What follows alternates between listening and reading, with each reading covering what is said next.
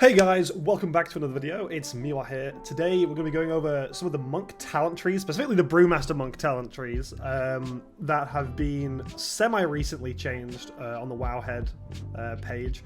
Obviously, these are kind of probably going to change, almost definitely actually going to change at least a couple more times. However, we're sort of getting down to the more refined types of talent trees now, so I felt like now would be a really good time to sort of give my insight and have a look at some of these talent trees and think what I can do with them, what I think the different builds are going to be for Raid and for Mythic Plus, and some of the strengths and weaknesses, and so just my thoughts in general on these talent trees as well. So starting us off, something that's new to Brewmaster, we're going to have Rising Sunkick. Now I did a bit of play testing with this in the PTR. I'm not going to lie, currently speaking, it does a lot of damage. Like, it does a lot and a lot of damage. Currently looking at it, I genuinely think this will probably be nerfed a little bit for Brewmaster because it really does do a heck of a lot of damage. So obviously you're going to take that. The other option is Soothing Mists.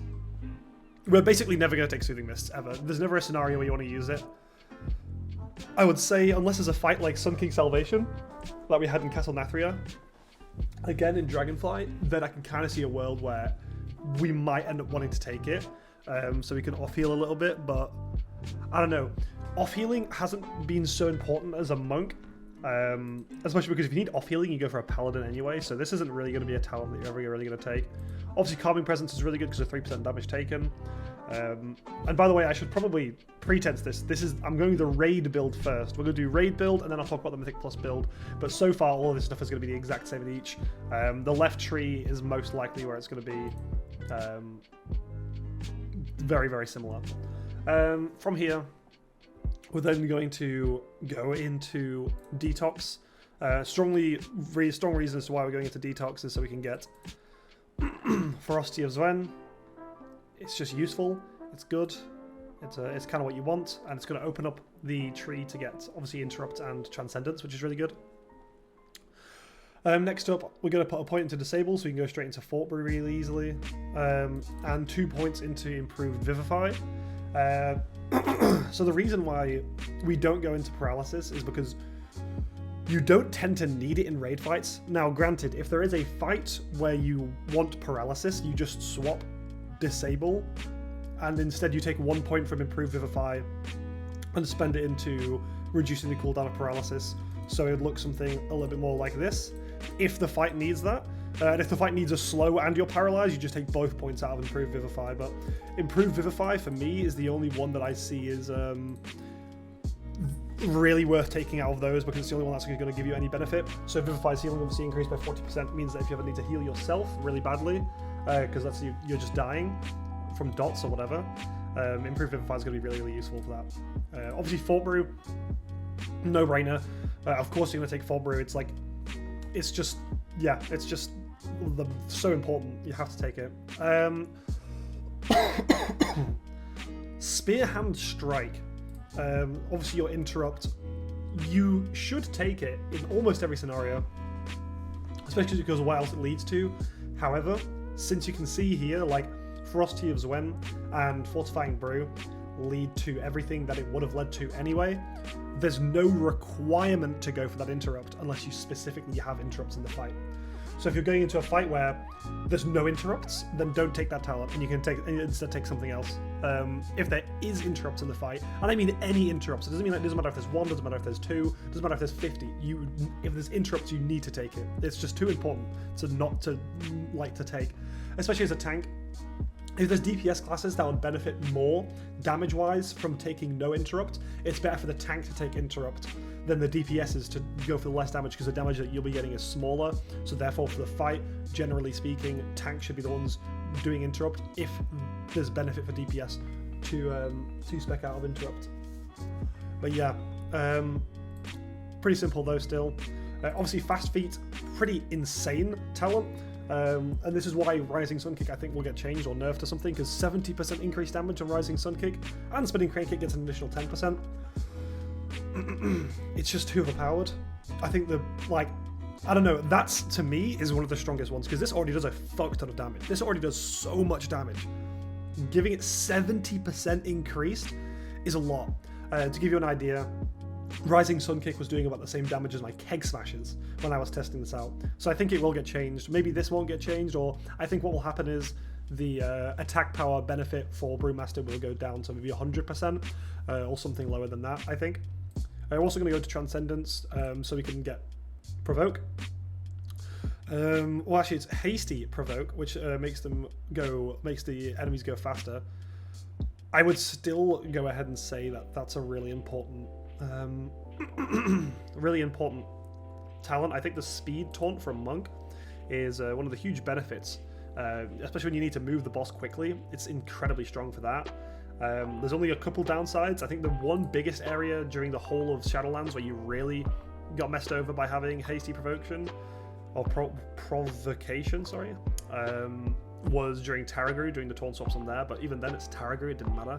And if that is the case, you can spec out of it anyway. Obviously, Dampen Harm's a really important one to have. Ring of Peace isn't, it isn't like leading to anything that's too insane, but it's just very good. There is a lot of fights where Ring of Peace is incredibly useful. It's one of the most strong abilities that you have. So you'll be taking this the majority of the time. Same with how I've included Spearhand Strike in this, because you will be taking this a lot of the time anyway. And obviously that leads to Diffuse Magic. Now, if you don't need Ring of Peace, you can just go for Hasty Provocation to go to Diffuse. If you do need Ring of Peace, but you don't need Hasty Provocation, or you know what I'm saying, I won't get that word right, I'll get it right eventually, then you can go to Diffuse Magic through either of those two, and you can save yourself a point and use it on something else, like I've said before. Next thing, though, obviously, is Improved Touch of Death. Yeah, I don't know, it's one of those where you can take it or leave it, really. It's good if you need to do a relatively bigger burst of damage without killing it, which sometimes happens. I'll give you a really good example. Shield on Sun King, let's say, during the last intermission. If the Shade of Kel'Thuzad would get the big shield on Mythic difficulty and then needs to get burst down quickly, using Touch of Death on that is huge. That's such a big amount of damage, and it's just literally one button and it's done, which gives you this huge benefit over other classes and can really help with those kind of DPS checks. If there's nothing like that in the fight, you don't really need to spec into it, because we will be going to Expel Harm and healing is increased. So I'm not going to click on it, just because I feel like if I click on it, then I'll be going for way too many of the situational options.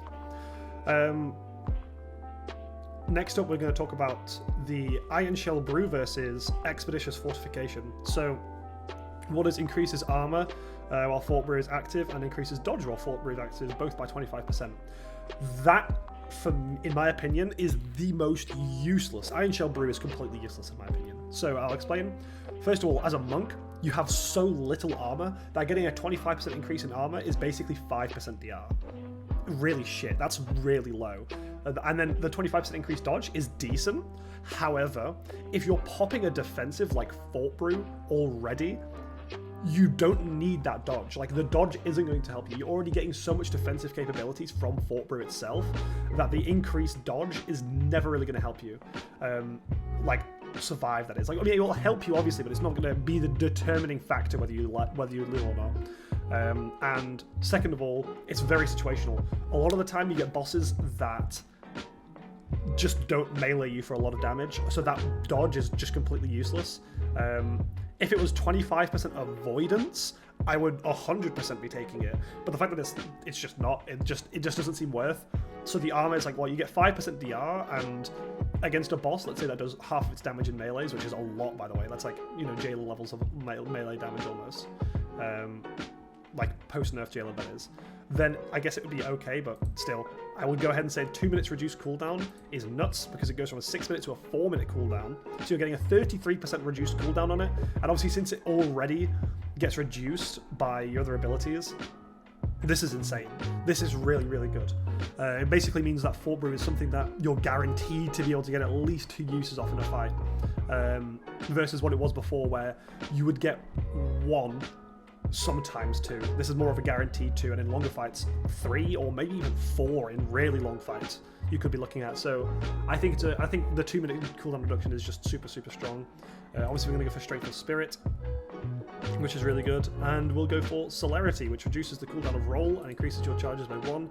We already have Tiger's List as well. Chi Torpedo just isn't that good, I find that with Roll, I don't need the movement speed afterwards, and I'd rather have the increased charge, because the increased charge is super good.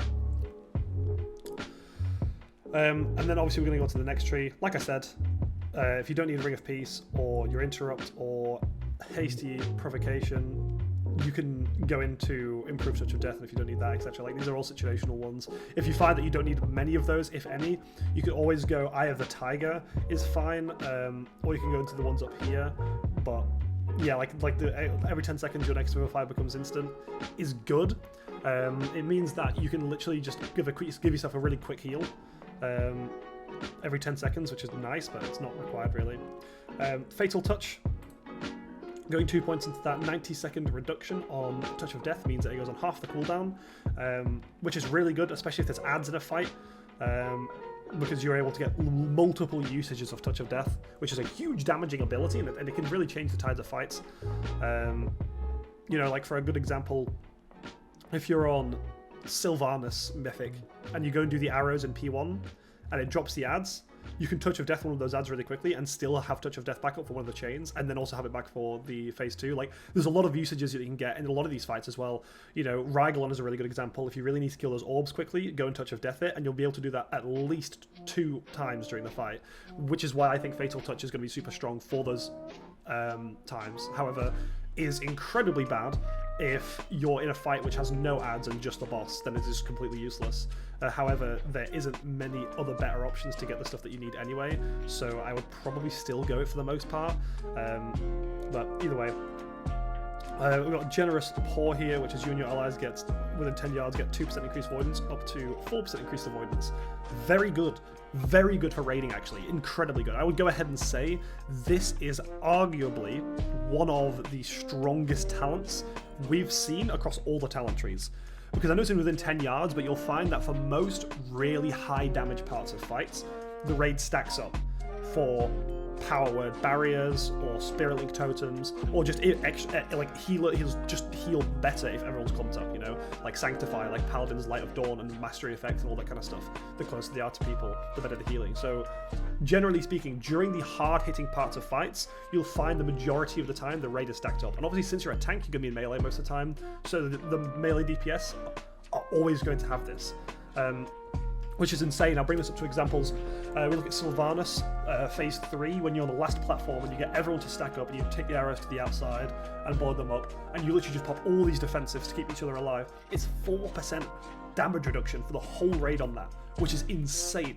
You know, like that's huge. Let's say you have 3 monks, that's 12% DR on the whole raid. That's like better, that's almost as good as some like healing cooldowns just from this talent, and that's from 1 monk, and that's permanent. So this is unbelievable. This is like, I would say in progress especially, this is the most required talent out of anything here. Seriously, like, it is just that good. It is so incredibly strong. Bounce Back, which is when a hit deals more than 20% of your maximum health, reduce all damage you take by 10% for 4 seconds, and you can do that every 30 seconds. This is interesting. This is good if you're in a fight like a jailer, where his melees are swinging at you for half your health sometimes. However, bear in mind, especially if you're not pushing really high levels of content, I'm talking if you're not trying to push for a lot of the bosses pre-nerf, you will never find yourself getting this to happen, because it's a singular hit dealing 20% of your health. So obviously in M+, that's really, really bad. But also, during bosses, if they apply dots to you, it's completely useless. It's only if they do these big hits out of nowhere, which is almost definitely the tank going to be melee swings, most of the time at least. And if you're progressing these bosses later, it's completely useless, and some bosses this is also just completely useless on. I would only go ahead and take this during prog of end bosses, otherwise I don't think it's a very good talent to use at all. And obviously if someone Black Ops statue, it just isn't good. Like, it's just not it's just not worth the keystone. So this is usually where we're going to end over here, and we can start looking somewhere else. Resonant Fists, your attacks have a chance of dealing 50% attack power to nearby enemies. Yeah, standard, we'll take that. Like, it is what it is. It's just good, I guess. Proc chance 10%. damage. That's all it is. Like, and damage is just important for a lot of reasons, so I'll take that. And then obviously this isn't put properly. It says 1 damage to all enemies every 2 seconds. I'm still going to take it because we have loads of points to spend. This this tree, you'll find that isn't that incredible of a tree. Like this part of the tree, sorry, isn't that incredible. And you'll find that you'll like, once you get past this sort of middle zone, you'll start running out of things to use points on. Obviously these aren't worth taking over here, but now let's talk about what we're going to spend the last 4 of our points on. Now we can spend it on random other things. What I'm personally going to spend it on is I'm going to go for Eye of the Tiger and 2 Windwalking. You can choose whatever you want here, by the way. This really doesn't matter. Eye of the Tiger and Windwalking, 4% movement speed for nearby allies. It's good. Never really going to make the difference in any fight. 4% movement speed versus 4% avoidance is like completely different world, but it's still worth taking, I suppose. Or what you can do is you can go 1 point into Windwalking and then go Soothing Mist and Vigorous Expulsion. Sorry, I was going to say Expulsion, which is really good. Like, it's really decent.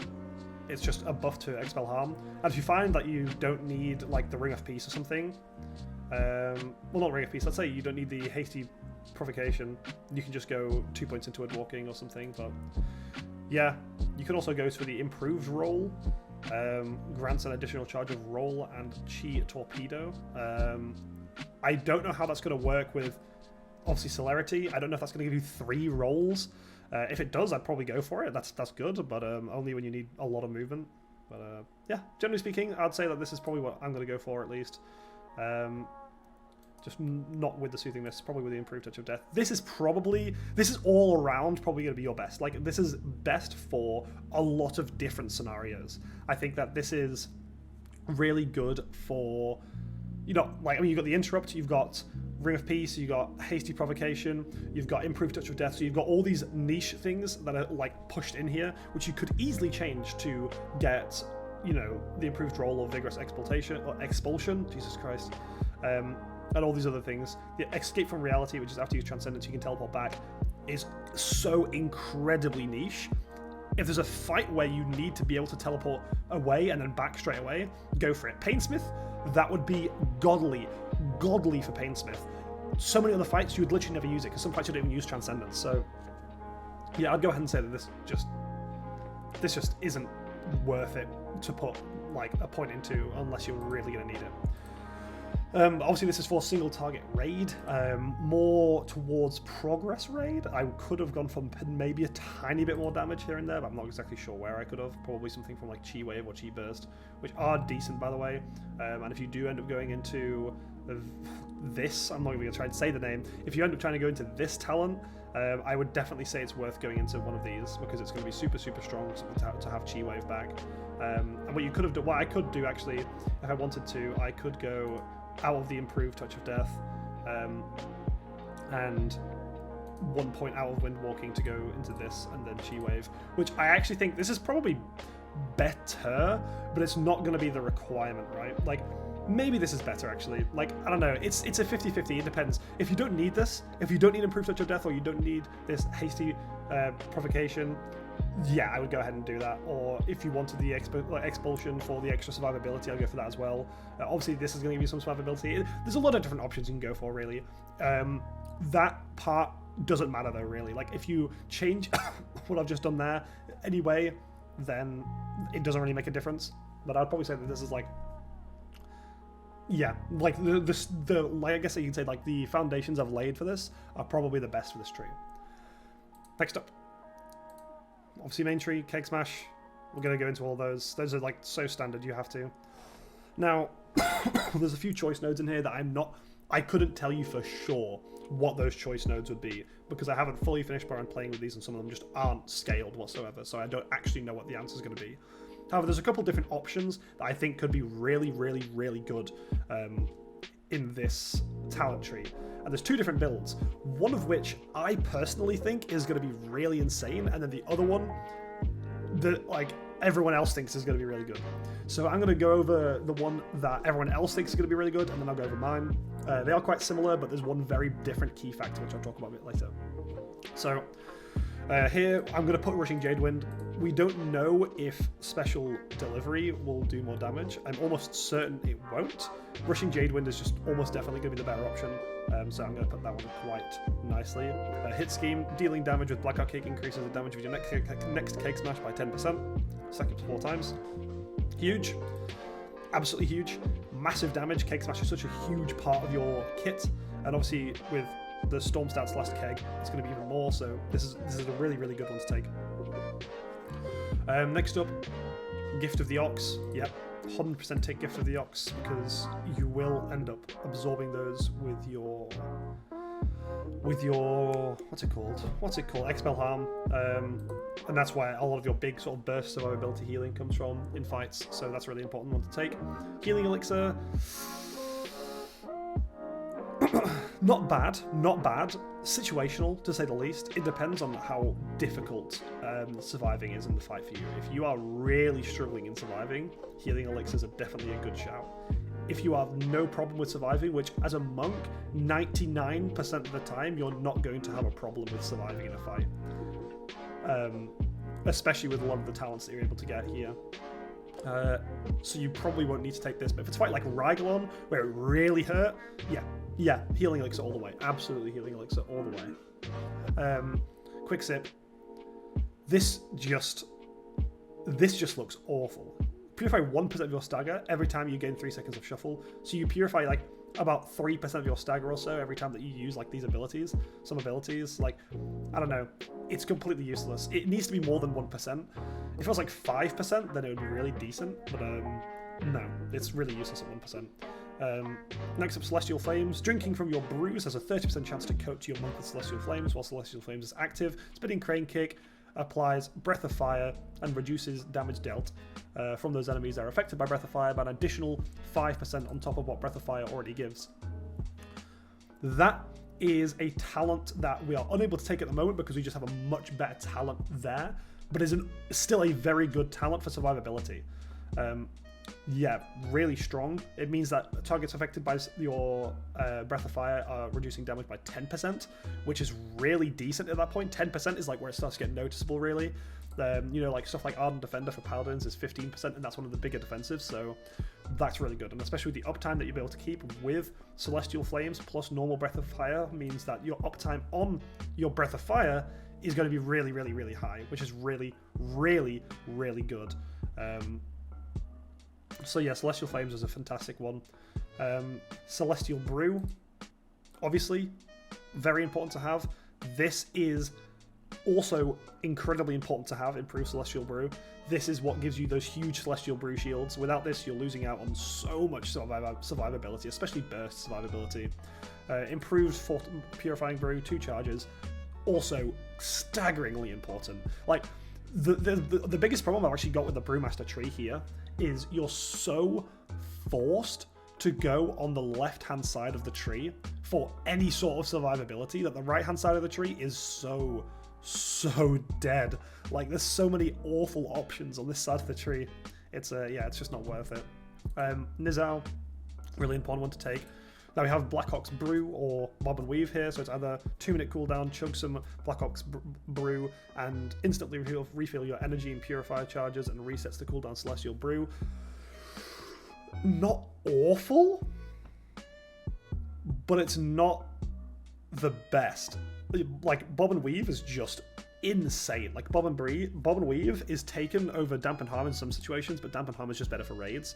Bob and Weave is still taken by quite a lot of people, which increases the duration of your stagger by 3 seconds. That's like 3 seconds more of surviving stuff, where you don't have. And also, what's really good about having Bob and Weave is anything that you benefit from having increased amounts of stagger, you will be able to, like, you get more of the benefit out if you have Bob and Weave, because since the stagger's lasting longer, you have that stagger for obviously the longer amount of time. So for instance, with Nizao, you can bank up more and more and more stagger before you pop the Nizao, because it lasts longer, so you don't have to wait for burst damage as much. So Bob and Weave is just a better option, in my opinion, because you gain some damage element out of it, but more importantly, delaying your stagger is just so goddamn strong, especially with how defensive the rest of this kit looks. I don't think you're ever going to need that burst survivability, and if you do, you can always swap it around, but I really don't think you will. I think if you need consistent survivability, Bob and Weaver's always go to be the better option. Fortifying Brew, obviously it like increase, which increases the effectiveness of your stagger by 15% while active. Very important to take. Now this choice node is where everything changes. This is where I branch off completely on my build, but I'll talk about what most people are doing first, which is Scolding Brew. Targets affected by Breath of Fire makes Kick Smash do 20% increased damage to them.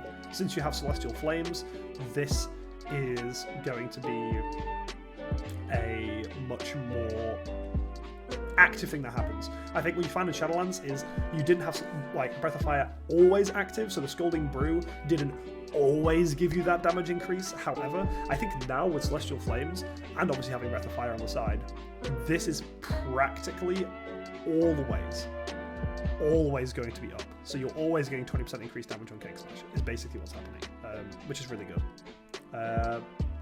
Still have 3 points to spend up here, so we're going to go to the right hand side of the tree now.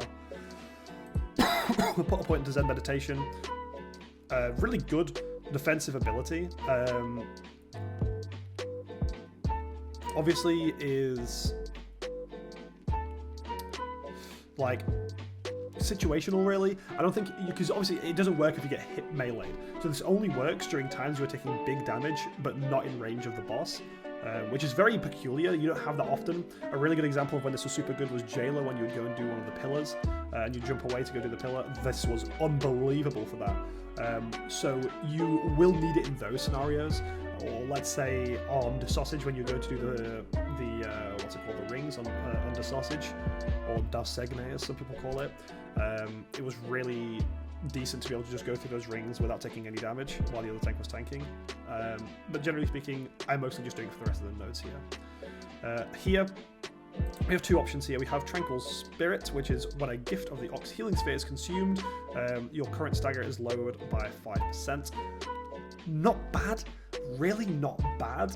However, if you're constantly getting value out of that, so if you're constantly reducing your stagger by 5% by getting these orbs, which can be min-maxed really well, you would almost always want the other option, which is Purifying Brew instantly heals you for 25% of your purified stagger damage.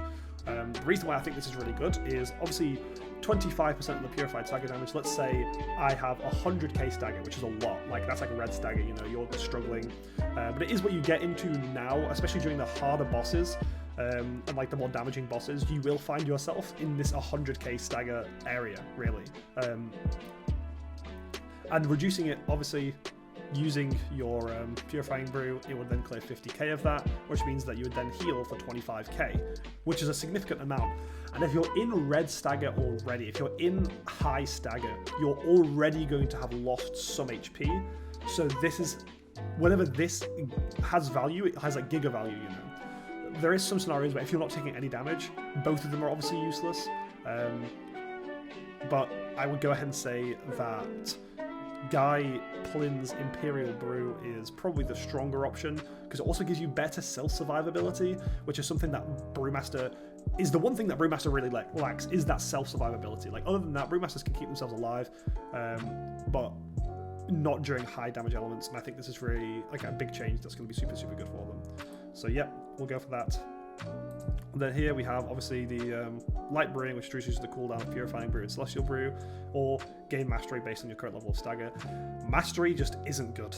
Mastery is just bad. So obviously Mastery increases your dodge chance for every time that you get hit or use Blackout Kick. Yeah, it's just not good. Like, it's really not that good. Light Brewing is just too strong.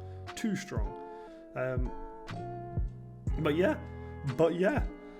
Moving on now, we're going into this, like, the last part of the tree, which is, I guess, the most important part. Again, this is more for raiding, slightly more based around a sort of prog environment, because it doesn't really matter what you take post-prog.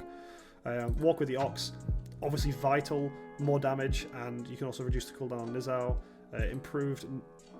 Invoke Nizao the Black Ox.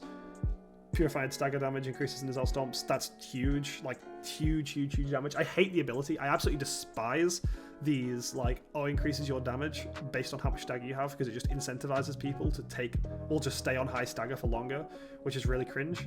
And then obviously Storm South's last keg. Since we've got the 20% increase to keg smash targets there, and also an increase like 10% to usually around 20%, this is really going to do a smoke amount of damage, like the same damage as what you'd be doing now currently with the same thing. And so yeah, that's really good. We've still got another 6 points to spend though, and this is where you're going to realize that this is actually really boring. Like, this is where you're going to realize that it's actually really boring. So first of all, Blackout Kick does additional 5% damage, and Blackout Kick crits. I give you an additional 1 stack of Elusive Brawler, which is your mastery effect. Since you're going to be building really high crit chance anyway, you'll find that this is going to give you incredibly high value, and you'll find that you're going to be getting more of those stacks. So during those harder fights where the melees are doing quite a lot of damage, this will be decent. And obviously 10% increased damage on Blackout Kick is really nice. And then we go for Weapons of Order as well, because Weapons of Order is just... It's Weapons of Order. It's incredibly powerful. It's super strong. And then you have a choice to either get your Kyrian Legendary power here, or the Mechanicos power at the end that reduces the cooldown for the amount of enemies hit. During AoE, I'd probably go for the reducing the cooldown, because obviously they're super strong, but during single target or even high damage scenarios especially, it would be much better to go for Call to Arms. Super powerful, super good. Getting another Nizao out, especially since you do it as you pop Weapons of Order, which means that you get Nizao's increased damage on the Weapons of Order for the first couple hits. Now, next, we have a few different options that we can go for here. However, I'll quickly just read out Blackout Combo, because I know there's been a few people that have been asking questions whether this be good or not. Blackout Kick empowers your next ability, so either Tiger Palm does 100% more damage. I'm telling you right now, Tiger Palm does nothing. Tiger Palm does no damage. That's useless.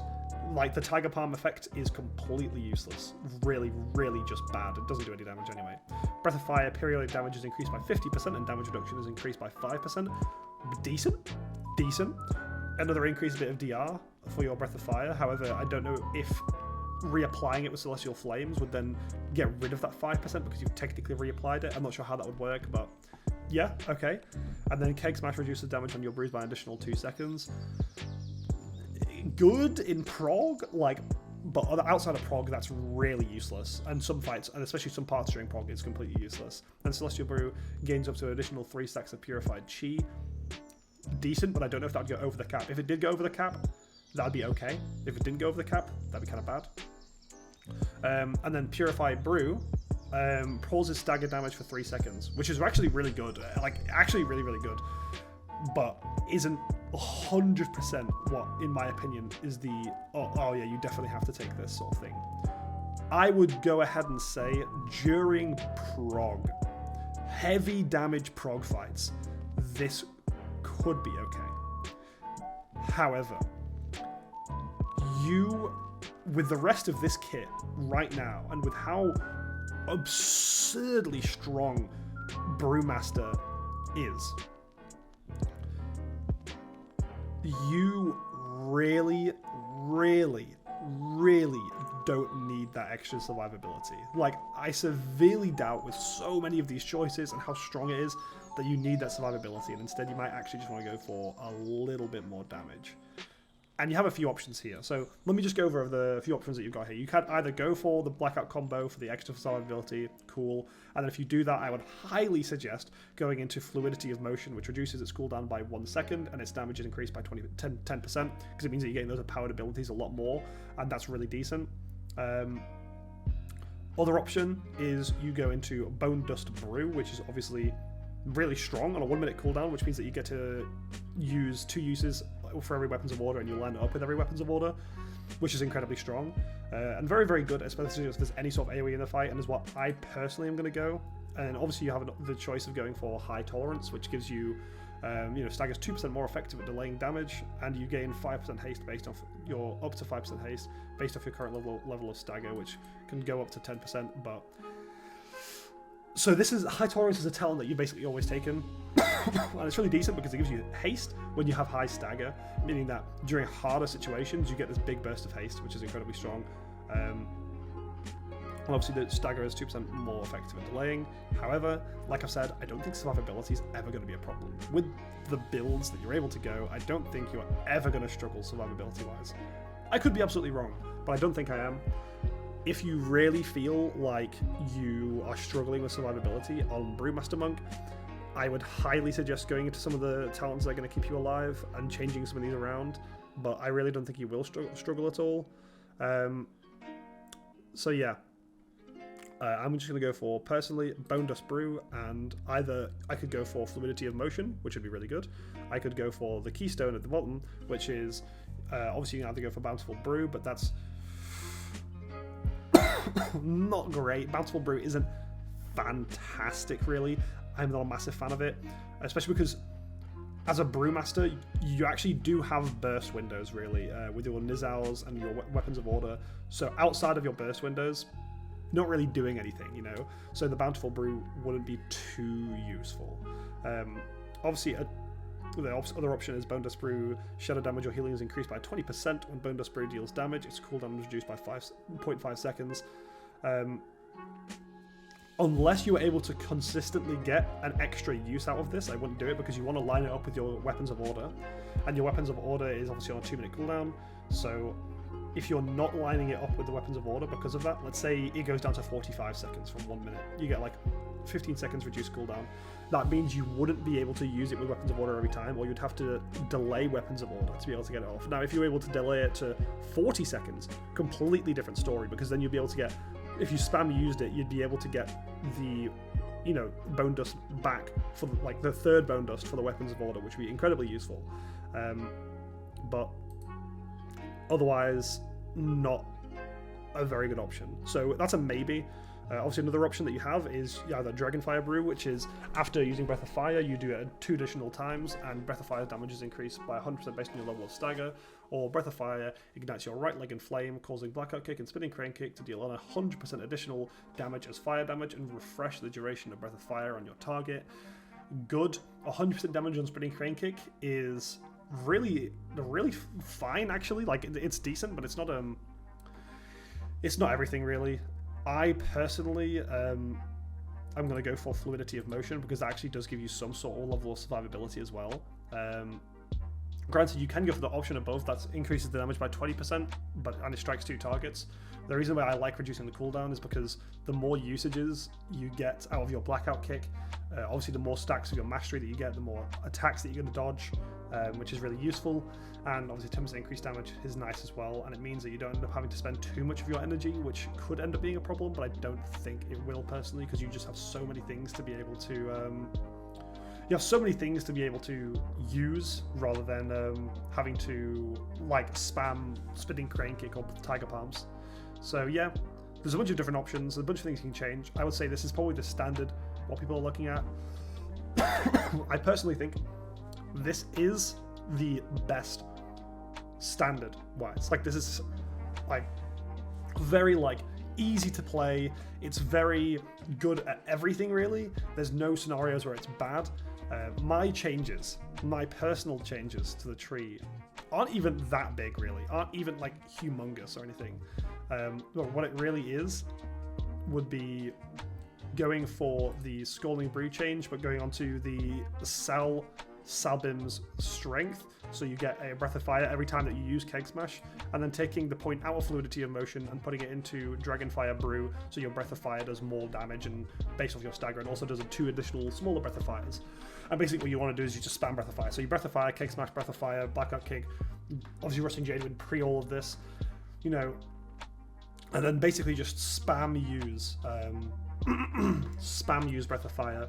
And if you are in a high damage fight, not only does that mean obviously you're guaranteed 100% uptime on the 10% DR with Celestial Flames, but you also get, in high damage fights, like I said, this 100% up to 100% increased damage based on your level of stagger. In high damage fights, I would say that it's probably the best, but it's very difficult. I would say in low damage fights, this build that you're looking at right now is hands down the absolute best. Maybe a couple of changes could go here and there. Granted, with scaling, with some of the changes they'll do to the talent tree, I'm sure this isn't going to be the final product, but this is very much what we're going to see similar. This is, I'm guarantee you, what is going to be used like as like a baseline, as like a skeleton structure for what it's going to be like, unless they completely changed it, and then I guess this video is obsolete. But yeah, I would go ahead and say that this is your single target, slightly more based towards prog build. Is there a way for me to like copy link? There you go. And I will save that on my other monitor real fast, and then I'll put that into the video description. So if anyone is interested in looking at these in more detail, the links to these will be in the description. Gonna reset it now though. And we're going to look at now the M+ category. What I think is going to be good for M+. Now, I am very much a raid Brewmaster monk. I am not an M+ Brewmaster monk. However, I do feel like I could give a very, very good idea of what it's going to be like in M+ and what the playstyle is going to be like. So if anyone's interested, especially in swapping to Brewmaster or picking up Brewmaster a ton going into Dragonflight, I'll be able to give you a super, super nice insight on what the playstyle is going to be like, most likely. However, what the talents that I show you now are most likely not going to be the finished product. Similar to the raid talents, they're going to be more of a skeleton structure and the direction that I think Brewmaster is going to go. Obviously Rising Sun Kick, obviously Calming Presence. A lot of this is going to be super similar. I'm going to speed through it because I'm not going to have to like really say anything anymore. Detox is really good for dispelling yourself in M+. Paralyze is really good in M+ for CCing the mobs, so I guarantee you're going to be going those. This as well, yep, don't need the reduced cooldown on Paralyze, you really, really, really, really don't. But we will go 1 point to disable, 1 point to improve Vivify. Fortifying Brew, Interrupt obviously is a must-have in M+. Reduced cooldown on Fortifying Brew so you can do bigger pulls more often, and obviously for the same reason as the other one. However, it is worth mentioning that the increased dodge is actually more valuable in M+, because you're getting so many things attacking you that it's going to give you a little bit more value. And obviously since melees are a big part of the damage in M+, but it's still not going to be as good as reducing the cooldown by 2 minutes. I'm just saying that right now. Fast Feet, vital, because 10% increased damage on Spinning Crane Kick is super important. Dampen Harm is obviously insane. Strength of Spirit is obviously going to be really good. I'm not gonna take Improved Touch of Death. That's going to be pretty useless in M+. Obviously because you don't ever find yourself in a need to use Improved Touch of Death really. Transcendence, we can lock other things like Ring of Peace, vital. Must have an M+, especially as a Remaster to lock things away. So it's obvious why we're taking that one. Diffuse Magic, obviously another defensive. I didn't really go into detail about Diffuse Magic before. Super good. Reducing magic damage you take by 60% for 6 seconds. So insane. Especially because Brewmaster Monk's biggest problem was dealing with magic damage. So this is nuts. And obviously reducing, like reflecting whatever harmful effect you currently have back on your target is so good in M+. So good in M+, especially as a tank. Like, if you had that for some of the enemies now in M+, this would be nuts. Like, you would actually be able to do so much as a tank. Because there's so many things that only affect the tank, like magical effects, like dots. So that would be super good. Super, super good. Hasteful Provocations, obviously, is a nice option to take. And Clarity is going to be a good option as well. Fatal Touch, vital. You have, obviously, since it just adds an impulse, you're going to have a lot of usage of Touch of Death, which means reducing the cooldown is vital, especially because Touch of Death reduces your stagger that you have, if you didn't know that. I'm pretty sure that is staying through till Dragonflight, and obviously it basically reduces your stagger to 0, because whatever damage that you dealt is what it takes off your stagger. So right now, when you're able to deal so much damage with your Touch of Death, it basically reduces your stagger to 0, which is huge. Like, it's insane. It's like a perfect Purify. Resonating Fists plus Summon White Tiger Statue, because obviously AoE damage is going to be super good. Obviously 4% avoidance. Granted, it's less allies now, it's not like the raid, but it is still really good in M+, especially if you're pushing M+.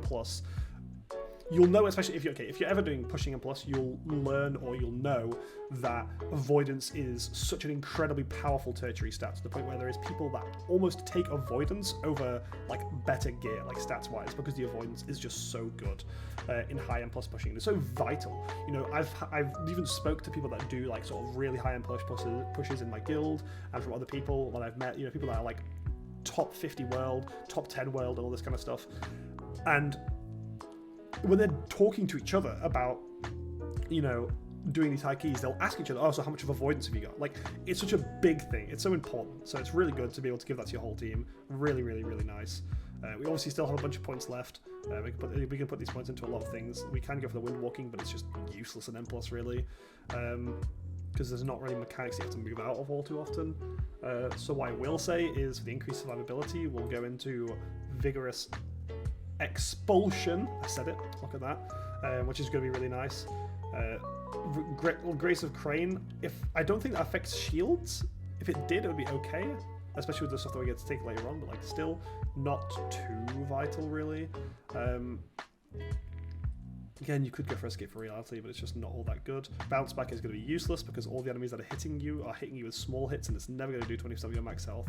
I should probably warn you, 20% of your max health, and that's post-stagger. Post-stagger 20% of your max health. So that's just never going to be good. Like, never going to be good, really. But what I'll probably go ahead and do here is putting the points into this and removing, actually, yeah, okay, that's a small change I should probably go ahead and make. Improve Vivify instead going into the improved roll, and Tiger Tail Sweep, which is super good. Leg Sweep is super vital in keys, so having reduced by 10 seconds and increased by 2 yards is going to be really, really, really useful for you. Yeah, I'll probably say this is standard for M+. You can see it's very similar to the raid build, because this is a very similar style, I guess you can say, a very similar pattern you can find. Right, so let's get along with M+ build. Now, I'm going for the sort of higher key M+ build survivability-wise. I'm purely going for a surviving build here. And I'm prefacing this, and the reason why I'm saying this is because you will find I'm not taking a lot of the other options I would have taken in raid, because I just don't need the damage as much as you need the survivability.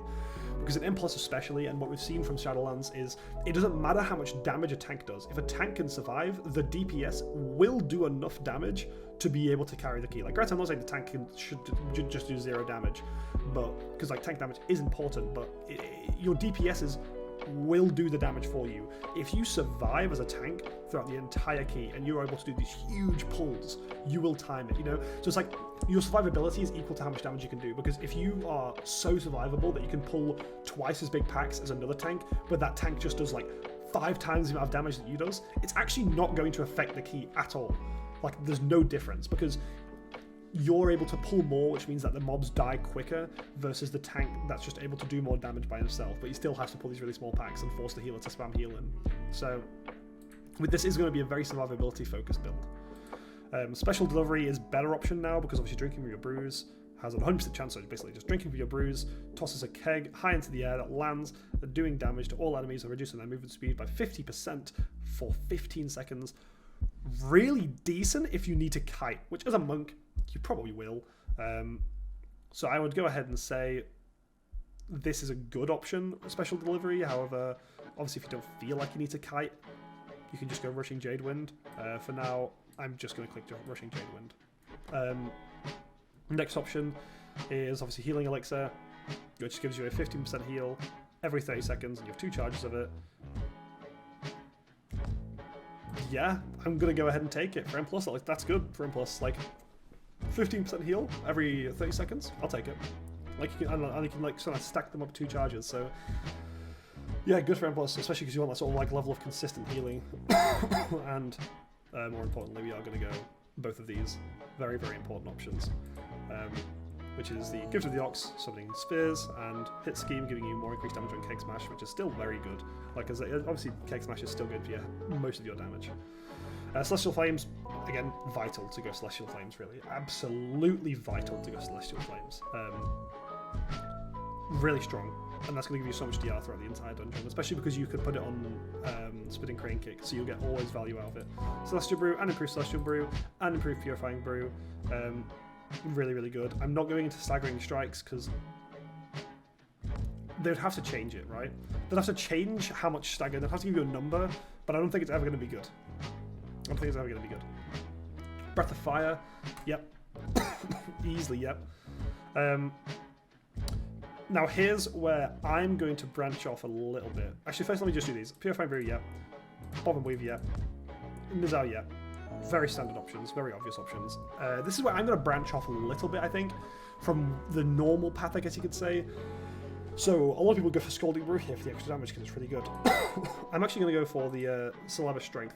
In high keys, you're going to be in red stagger almost all the time. You're going to be huge stagger so much in high keys because the damage is just so much more. Like, raids, you don't take that much damage in comparison to keys. So I'm going to go for that, and I'll obviously go for the ones later on that are going to help me with that as well. From here, Zen Meditation, standard. Again, Guy Plin's Imperial Brew, since you're going to be on high stagger all the time, it's going to be super, super useful for those constant heals to keep yourself alive. You know, that with healing spheres, healing elixir, and you know all these other things that you've got, it means your survivability by yourself is actually going to be really good, like really, really good. Light brewing, again, another vital one. So that should be worth showing. So we will here go into the Dragonfire Brew. We will do that.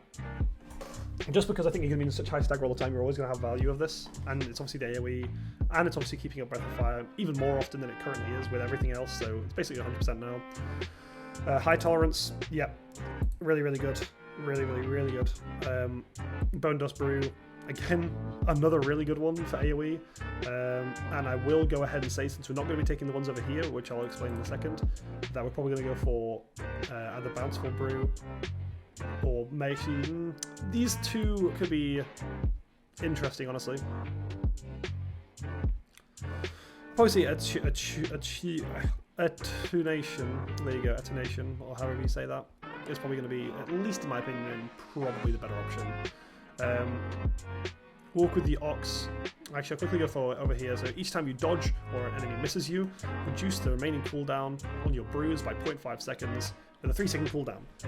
So in M+, I promise you that's gonna be proccing like basically every 5 seconds, at least every 5 seconds in M+, because you're constantly getting hit, which means that your mastery's elusive, brawler is constantly elusive brawler, whatever it's called, is constantly going to be going up. So you're constantly getting that really high dodge chance, and you're going to constantly keep dodging over and over and over and over and over. So that's going to be going on at least every 5 seconds. 0.5 seconds up to 1 second every 5 seconds. It's just not that good. It's really just not that good. It's like it's so average. So instead, what I'm going to do, and what I feel like is almost definitely the option, is going down this route and going to Storm Stout's Last Keg. Just because, obviously, Keg Smash damage is really, really nice, but the additional charge from Keg Smash means that you're going to be getting your brews more often, especially going from pack to pack, so that's going to be really nice. And the Nizao buffs, because you're going to be in high stagger all the time, these Nizao changes are going to be super, super important. Now, Exploding Keg, obviously, is here, and it's an option. And you can remove something from here and still be able to have the stuff for it. However, let me just quickly talk about it. Hurling Flame in the target location, dealing damage to nearby enemies, causing your attacks to deal a bit more damage, causing their melee attacks to just not hit you. It's good, right? It's good. But it's 3 seconds of not taking damage, which... well, that's from melees especially. I don't know, you could really. You really could. Like, that's the thing, like, it's a maybe. It's a definite maybe. What I'm thinking you could do is take 1 point of high tolerance and go into it. But I don't know. I don't think it's a need. I think you can get away with... because I feel like at this point you should just be kiting. Like, I feel like at this point you should be putting down your Ring of Peace and throwing Keg Smashes. So yeah, I would go ahead and say that you can kind of avoid that. And obviously all the stuff here that you're not going to be getting anyway. So... yeah, I think this is going to be, in my opinion, the Mythic Plus tree. Just because you're constantly going to be in high stagger, because it's M+, you're constantly taking high damage, so taking all the ones that benefit you from having high stagger is going to be really, really good. At least in my opinion. So yeah, I will copy this link and paste that as well, so I can put that in the video description. But yeah, I think this is more than likely the two trees that you'll see, and the playstyles that you'll have. But let me discuss my personal problems with just the trees in general, or the Brewmaster tree specifically, and all these different things. So first of all, my biggest problem with the tree is there's too many options that give you too niche benefits. And what I mean by that is you saw when I was making especially the original the original monk tree, like these little baseline, every monk has a tree. There's so many options that it's like, oh, but you could take this, oh, but you might not need to take this, oh, but you can take this instead. I don't like that. I don't like how there's so many different options. I'm not a fan, because it means that you're constantly having to change your talents based on the fight or even the dungeon that you're doing. Like, you know, this might be certain dungeons where you really, really want Pretense of the Instability or Exploding Keg, and you just have to change shit around.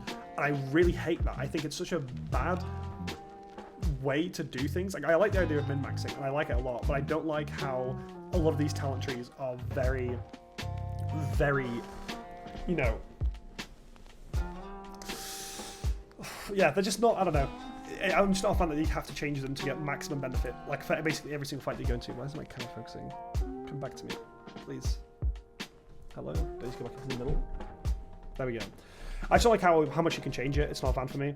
And then another problem that I've got is when the trees look like this, right? I have to choose a side to go down. And I'm obviously choosing the left side because it's just so much better. But it just means that the ones over here, I'm just never going to have, like, I'm never going to have Counter-Strike. I'm never going to get that. Even though it unironically looks like a decent skill, I'm never, ever going to get that because of just the position that it's in is so useless. Like, and that's my biggest problem really, is you just can't, you miss out on so many cool things just because your tree's never going to go down that side. I feel like they should make both sides 2 separate builds. So like for this tree, you can see like, this isn't a build. This is just random shit, like Clash. I'm gonna tell you right now, I don't use Clash. Like, I so rarely use Clash that I don't have it bound because I just click it if I ever need to use it. And it's very, very, very rare. So that's like, I would almost never take that, which is fine because you can kind of skip over it. But then it's like, Graceful Exit, not good. Like, Fundamental Observation, now this is okay. Don't get me wrong, this is decent. This is actually one of the options I was really, really, really thinking of going, but I just didn't really feel like you needed all that much. But then, like, I don't know. There's just no build over here. Like, there's no playstyle over here. But over here, this is such a playstyle. Like, these are vital, vital things. Celestial Brew should be in the middle. You know, like Celestial Brew should be here, and with improved Celestial Brew underneath it. You know, like those are so vital for Brewmaster Monk that you cannot go down the right tree. You have to go down the left, really. Like, you can't avoid it. Especially with all the other things there as well, like Fortifying Brew increase, Bob and Weave, like Celestial Flames. Like, it's crazy. It's absolutely crazy. But overall, just the trees in general, too min-maxy for me. I'm not a massive fan. And my biggest problem, personally, with the Brewmaster tree, as we saw from me in the... Let me get the raid tree back up. So this is the raid single target, slightly more pushed towards progress tree. This is the exact same playstyle we've had throughout the entirety of Shadowlands. This is just Shadowlands Brewmaster Monk. Like, especially with Blizzard having not released anything that said we're going to be getting, oh, you're going to be getting borrowed power, there's going to be legendaries or dragon covenants or whatever. Like, you know, there's nothing that they've released that, and we're almost certainly not getting anything like that, where we're getting different ways to play our class. Shadowlands was incredible. You got so many different ways of playing your class. Some of them brought back from ages ago, some of them new, a lot of them new actually. But in Dragonflight, we're just getting these new talents. This is the new playstyles that we're going to be getting. This is like to keep our classes fresh. Brewmaster is the exact same. We're using Weapons of Order, we're using Stormstyle's Last Keg, and maybe Bone Dust Brew, and like we're still, everything's the same. We're doing the same build, literally. Like, it's so boring. I really don't like that because it's going to be another 2 years of playing the exact same spec. Exact same spec. Very, very little changes, which I'm not a fan of. And this is also a lot of other specs like this. A lot of other specs are huge. A lot of other specs have changed massively. But some specs, especially like Brewmaster Monk, are the exact same. Like, literally, there is no difference in how I'm playing the spec, which is really boring. I think there's also so many things that they shouldn't have used and they shouldn't have brought back. I think most importantly, keeping improved like the improved Vid Nizal, which gives you damage based off your stagger damage, and then adding, you know, Dragonfire Brew, which gives you more damage based on your stagger damage. I hate it. I absolutely despise those kind of abilities because it incentivizes players to take increased amounts of damage to be able, so they can do more, right? I'm not even talking about logs. I'm just talking about players in general. I'll do a really good example. I knew someone that played Brewmaster Monk, and they weren't playing it at like a super high level, like they were doing like the earlier-ish bosses of Mythic, but they purely played for damage. They didn't play at all for survivability. So they were playing in high stagger all the time so they can get more damage. They were constantly taking aggro from bosses to try and take more damage so they can get more damage from their, like, you know, from their Nizal. And they died because of it. You know, they threw like the entire raid sometimes just so they could get this extra damage. And they forced the healers to just pump into them all the time during progress just so they can get this more damage. And it's useless.